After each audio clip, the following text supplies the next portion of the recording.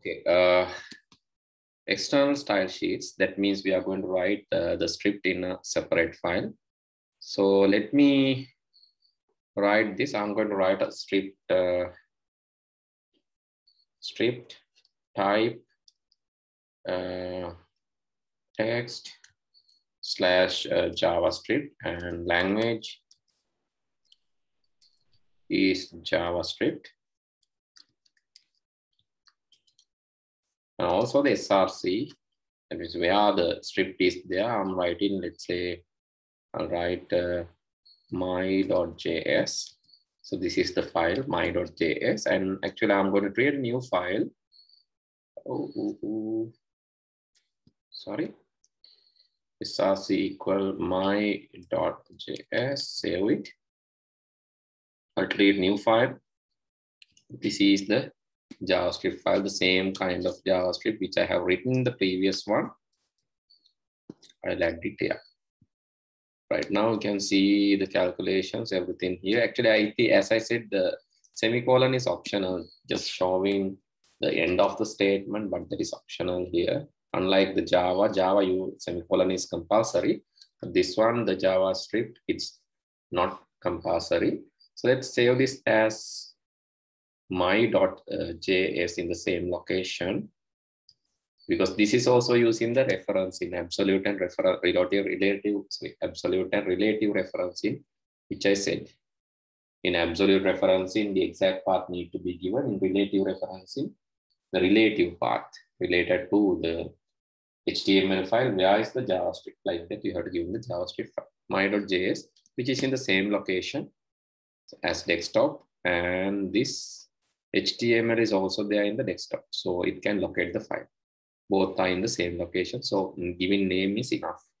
Let's save and go to the page, and you can see the same answer there. How the same answer came? Because it's calling the JavaScript file. Therefore, I got the same answer. So please write down this. This is how you link this, and the separate JavaScript file should be written to execute the code. And external one, this is the external one code. Let's go to a new page. And actually the JavaScript link, and this is the JavaScript file. I'm going to write this as my.js file. And this is how it looks like. Please do this and write this in your book. Also, do it in the in your experimental environment.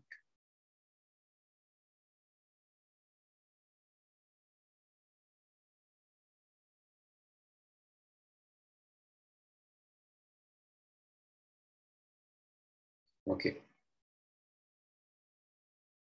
Please let me know once you're done.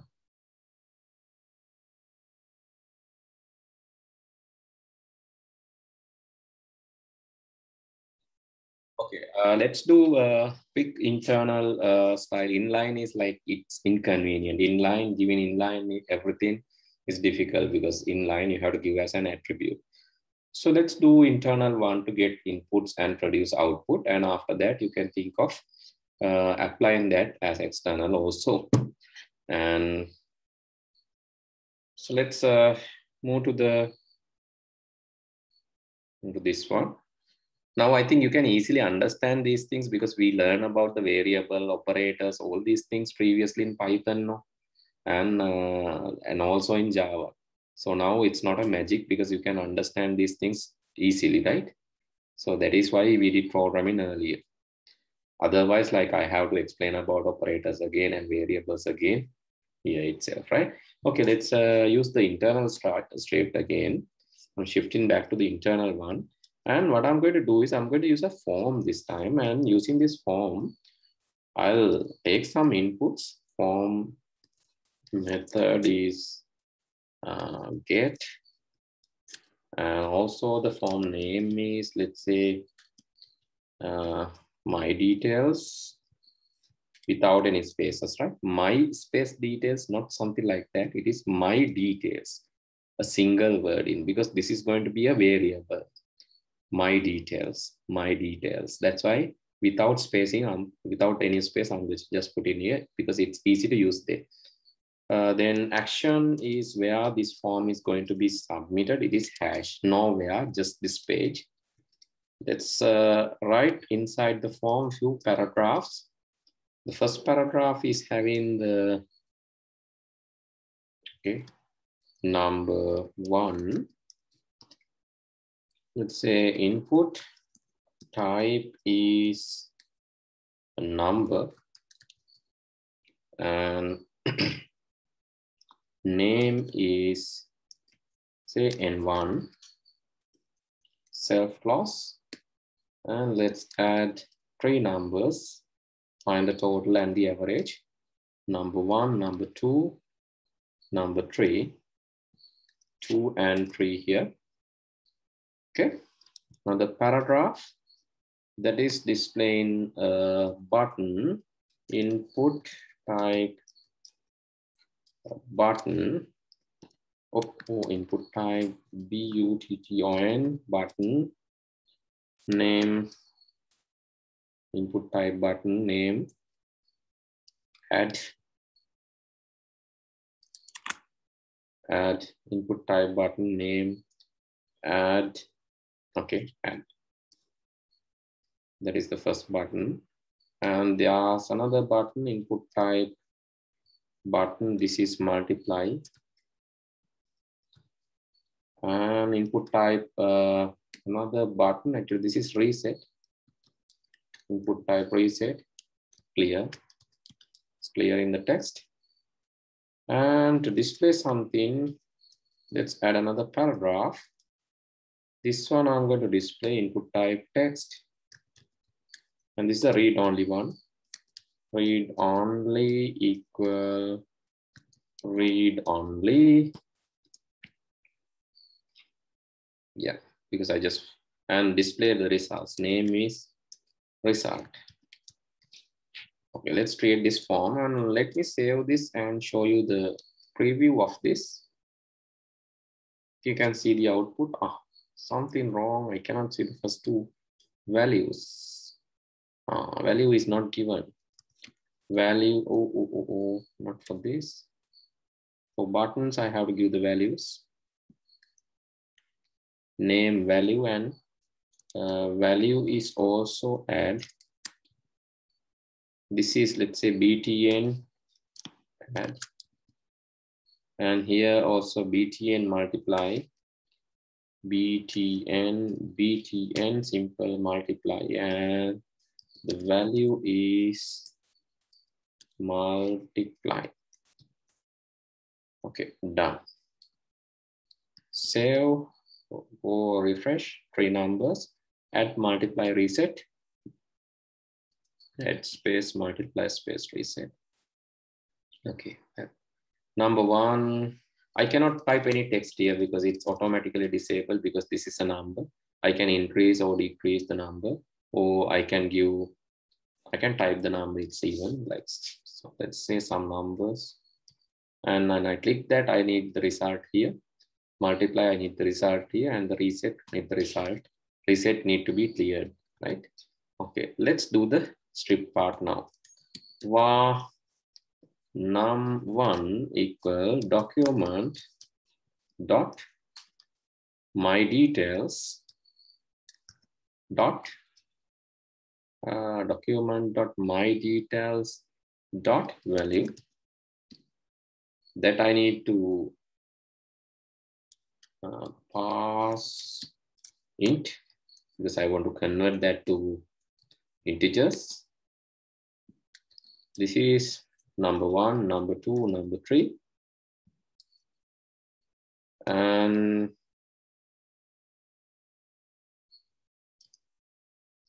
number 1, number 2, number 3, and let's define a function. Function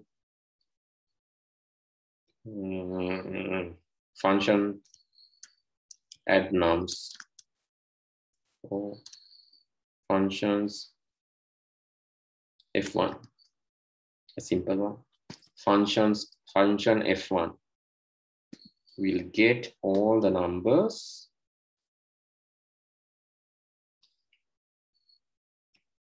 Okay, function F1 will get all the numbers. F3. Document.myDetails. This is actually number 1 dot value. This is number 2 dot value. This is number 3 dot value. I'm getting now values of all 3 text boxes, numbers. After that, the addition is the requirement. Total samanai num1 plus num2 plus num3 added. After that, I'm displaying document dot this is result. That is where I'm going to display result dot value is equal to the total that we found. Okay, that's it. The function is F1, and when you call the add, you need to call on click. The function F1 need to be called on click. F1 is the function, that is this one. Save this, refresh this, type some numbers, add, and you can see the results there. 3 plus 7 is equal to 350. Okay, correct. So similar to that, can you define the second one? Multiply. You can add F2, function 2 for multiplication. Okay, sir. Okay, just write function 2 for multiplication. And also, yeah, function 2 for multiplication, that's enough. Now addition is happening and function 2 need to be multiplying. Need to implement multiplying using function 2. Do this and also create the function 2. You can see the results, right? Okay, this is a little bit of lengthy code segment, but don't worry, you can do this. After now, after finishing this, I'll give you another work. But before that, just finish it and let me know if there are any errors, and if you need any help, please let me know.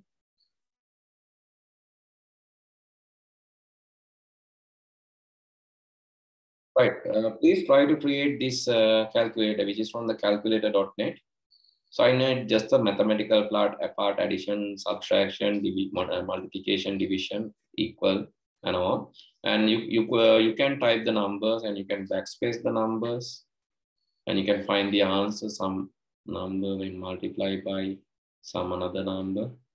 You should get the answer in the second line. You can see so please go to the calculator.net and see the behavior, but don't copy the code from there. Just try to simulate by creating a calculator using the coding. So that is my expectation for Sunday. And actually, I have to discuss another small thing related to JavaScript that I'll do Sunday. And Sunday we can finish JavaScript because we will do only the basics. And then we can start learning PHP on Sunday. Okay, then see you all next week. See you all on Sunday, and good night. Good night, sir. Thank you, Thanks, sir. Good night.